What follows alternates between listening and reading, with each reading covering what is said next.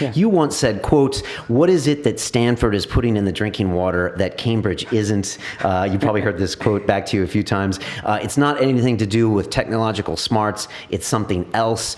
You went on to say the only difference is an aspirational difference. It's a cultural, attitudinal difference. I got my degree at MIT in engineering. I graduated in '93, and I don't remember the word entrepreneur ever being said. Right. And so that's probably closer to London than California in a weird way. Right. And so what is it about Stanford that it breeds that entrepreneurial spirit where the rest of the world doesn't necessarily take that leap? Yeah.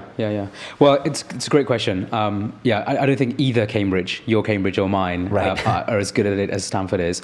And obviously Stanford isn't the only thing that creates that entrepreneurial buzz and feel in the Valley and San Francisco. There's the whole area in general has a lot to do with it too. So while many great Silicon Valley and San Francisco entrepreneurs have spent time at Stanford or have gone through Stanford in one way or another, there are also many who haven't. And so it's not like it's the only component. But I think it's to do with this idea that if you want to make an impact, then one of the smartest, easiest, most efficient ways of doing that is to start a company.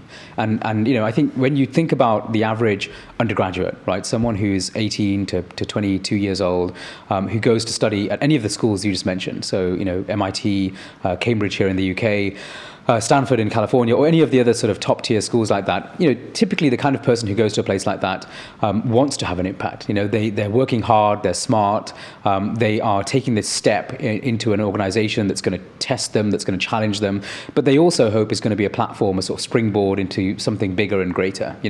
Very few people who go to these sorts of places are lazy and kind of want to do nothing afterwards, right? They all have a mission of some sort, even if they haven't figured out what that mission is. And I think that when you go through these organizations and these places and these institutions, there are lots of different signals you get as to how you can have that impact and how you can do something interesting with your life. And they are different in different places, often because of the environment in which those places are based. And I think that in Stanford, the overwhelming message is the way you can have an impact and the way you can change things and change the world for better and really use your skills and your talent in an interesting way is to start a company. And that's a very, very deep ethos which spreads across the whole of Stanford. And that's the interesting thing for me, is that it's not just a EE, which is electrical engineering or computer science thing. It's a thing that impacts the people who go through the medical school there, the people who go through, I think the arts. It doesn't really matter what you're studying there. You're given this idea that if you want to change things, you should probably go and start a company to do it, or at least join someone who is starting a company.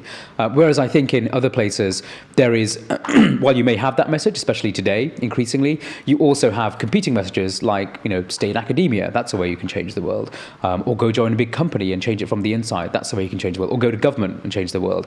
All of which are true to some extent, but I think Stanford's message is more focused on the entrepreneurial idea, and as a result, you see the sort of wealth or wave of entrepreneurs that come out of that place.